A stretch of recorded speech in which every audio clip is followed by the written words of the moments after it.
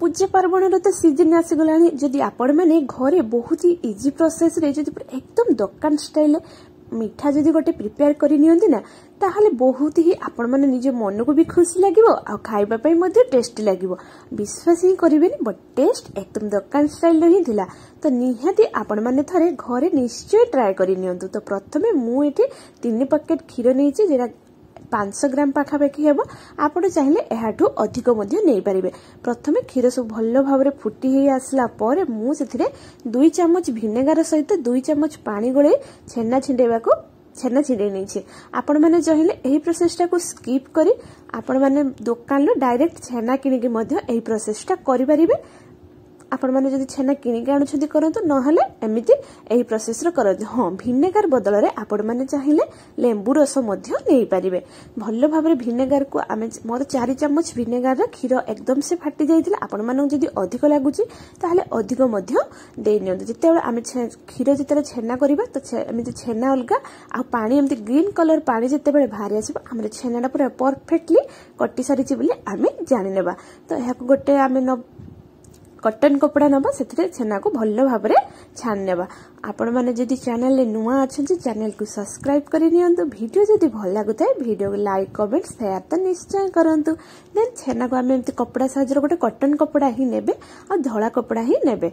नै सला परे आमे ताको 2 कप पाखापाखि पानी रे भल्लो भाबरे धोई नेबा काहेकि ना आमे विनेगर रो यूज करिथिले तो टिके बास्ना आ जस्ट अल्प टिके ठंडा करिबा पई आमे सेथिरे पानी को आ विनेगर रो बास्ना रहि जायते ना तो सेति पे धोई देला परे हमर छेना रे आ विनेगर बास्नाटा रहिबनी। सब को एमिति पूरा बेसी टाइटली चुपड़ीबे नाही जस्ट हल्का एमिति चुपड़ी नबा जेमिति हमर जो छेनाटा ता मॉइस्चराइजर पूरा जेमिति बाहर करबनी। बेसी चुपुले हमर छेनाटा हार्ड हे जिवो।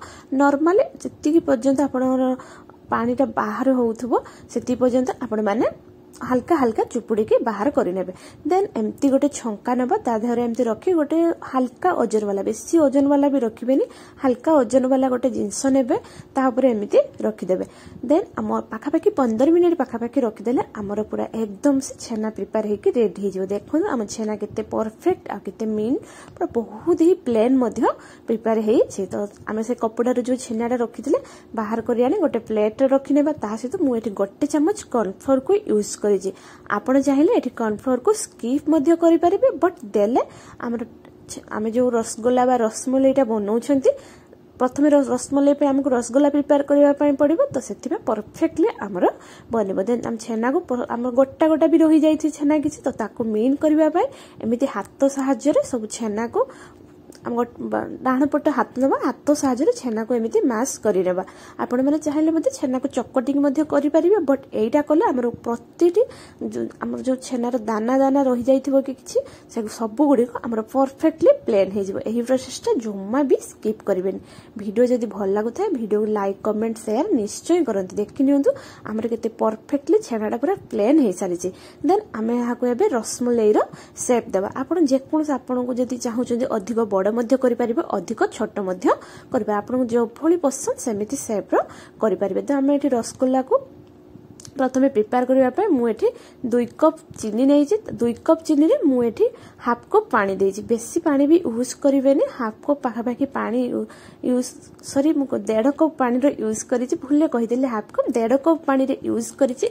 1.5 कप पाखापाखि पानी दे देले हमर परफेक्टली चीनी सिराटा प्रिपेयर हो। आमे जेमति गुलाब जामुन के एसब रो जेमति 2 तार कि गोटे तार विशिष्ट जो आमे सिरा प्रस्तुत करू सेटा जम्मा भी करबा नै जस्ट चीनी मेल्ट हे आसला परे आमे सेथिरे किछि गुजराती गुंड करिबे। आपण चाहिले गुजराती रो पाउडर को मध्ये पके परिबे किबा गोटा गुजराती को एमती गुंड करी मध्ये दे देबा जहादर गोटे बहुत ही सुंदर भलो बास्ना आसीबो। भलो भाबरे फुटी हे साला परे आमे जो रसगोल्ला गोडा को करी रखितले छेना रे से सब को दे 15 मिनिट पाखापाखि फुटिबा पई छाडी देबा। देन आमे सही समय मध्ये आ गोटे पात्र नै जिबा सेथिरे मु पाखापाखि एटी 500 ml पाखापाखि खीर नै छि जहा को आमे एबे आम रसमलाई जो प्रस्तुत करबा तो सेति पय गोटे रैबिड प्रस्तुत करनेबा। सेति पय खीर को एमती कंटीन्यूअसली गोळे चालुथुवे न हेले तल लग जावर पॉसिबिलिटी रही है। तो एमती क्षीर को ढाली सारा पर कंटिन्यूअसली गले चलते। हाँ फ्लेम जमा भी लो करेंगे, हाई फ्लेम रे ही करुवे। देन भल भाव में क्षीर फुटी आसला आम से किसी गुजराती को गुंड करके पकड़। आपड़ चाहिए गुजराती को स्किप कर बदल में आपण मैंने आमर जो आसे केसर धारा ताकू पकई पारे। बट यहाँ देले गुजराती देले किसी भी प्रॉब्लम नहीं, बहुत ही सुंदर बास्ना आसो। ता सहित मुझे गोटे चामच आमर जो आसे कास्टर्ड पाउडर मुझे लेचे। आप चाहिए ये अलग किसी फूड कलर यूज करें, बट कास्टर्ड नहीं देखिए बहुत ही सुंदर टेस्ट आसीजो। देन ये किसी ड्राई फ्रुट्स नहीं, आपण पाखे जेकोसी जहाँ भी ड्राई फ्रुट्स एवेलेबल अच्छी सेटार आपण मैंने यूज करेंगे। मुझे काजू आ कि किसमिश आ कि पेस्ता बादाम नहीं, आपण पाखे जहाँ एवेलेबल अच्छी पकई पारे। हाँ क्षीर टाक जमा भी बेसी फुटेबे कहीं आम रसगोल्ला पकेबा, तो रसगोल्ला आम रस टाणव, तो से क्षीर को जमा भी बेसी फुटेबे। हल्का फुटी आसला आम गैस रो फ्लेम को ऑफ कर नेबा। हाँ आ चीनी 2 चामच पाखापाखि चीनी गले नेबा। देखो मोर ये 15 मिनिट हो जाइथिला। मु रसगोल्ला को ठंडा पानी रे डायरेक्ट एम पूरा ठंडा पानी नेबा, सेतरे गोटे कि 2टा रसगोल्ला नेबा। परफेक्टली हेइछि कि नहीं आम सेटा देखिबा। तो रसगोल्ला को नहीं जिबा, ताकू नहीं आम एमती ठंडा पानी रे गोटे चामच साइज रसगोल्ला को बाहर कर ठंडा पानी रे पकई देखिबा। जदि आमर रसगोल्लाटा तले जाई डायरेक्ट बसी जाउची, ताहले आमे जानिबा जे आमर रसगोल्लाटा पूरा परफेक्टली प्रिपेयर हेई सारिची। जदि ऊपर को भासीबा पई लागिला ताहले जानिबा आहुरी पापण मानको रसगोल्ला हबा पई टाइम लागबे। एटा ही रसगोल्ला होईची कि नै जानिबार परफेक्ट आइडिया। तो प्रथमे मुझे जो पात्र नहीं देखी मोर रसगोल्ला हो नथिला, तो देन मुझे आउ गोटे पात्र आपण मानक ठंडा पानी रे रसगोल्ला देकी पकेकी देखी। देखो केते परफेक्टली आम रसगोल्लाटा तले बसी जाउची।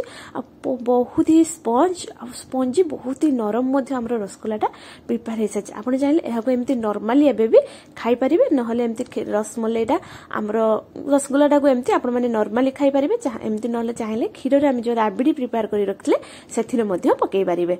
तो मु मोर प्रिपेयर हो सारी राबिडी जस्ट हल्का ठंडा हो आसला डायरेक्ट रसगोल्ला जो प्रिपेयर होता ताको बाहर कर एमती रसमलाई पकड़। आउ कि ऊपर मुझे ड्राई फ्रुट्स पकई रही। ड्राई फ्रुट्स को ये आप चाहिए भाजिकी पकई पारे।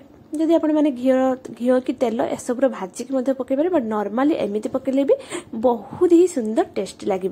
आमर ये प्रिपेयर हो जाइए एकदम टेस्टी टेस्टी रसमलाई रेसिपी। हाँ रसमलाई सेपटा आपण माने जेकोसी सेप देले चलिबे, बट टेस्ट ही सेम रहिबो। देखो मोर ये पूरा परफेक्टली रसमलाईटा प्रिपेयर हो सारी। रस टिके आपण मानक अधिक लागुथबो, बट यह 2-4 घंटा फ्रिज रे रखि सारा पर आमर पूरा परफेक्टली रस गुड़ाक आब्जर्व कर नहीं रसमलाई रे। देन आमर ये देखो केते प्रिपेयर हो मो पत्र गोटे बाढ़ी आपण मानक देखई नौ केते सुंदर परफेक्टली बनी सारी। सतरे आपण माने विश्वास ही करि परिबेनी, खाइबा पे एते टेस्टी हेइतला जे ना मत कहू कहू मो पाटर लाल आसी जाउची। तो आपण माने ए फेस्टिवल सीजन निहाती थरे ट्राए करंतु। हाँ आगो को तो नवरात्रि भी आसुची, तो नवरात्रि रे ए मिठा ए सब तयारी करी थरे थरे निश्चय ट्राए करंतु। जदि आजिर वीडियो आपण मानको भल लागि थाए वीडियो को लाइक कमेंट शेयर निश्चय करिवे। जो माने भी चैनल ले नुआ अछंती प्लीज प्लीज प्लीज चैनल को मध्य सब्सक्राइब करि नेबे। तो पुणी देखा आउ एक न्यू रेसिपी सहित। तो सेति bye bye tata, thank you, जय जगन्नाथ।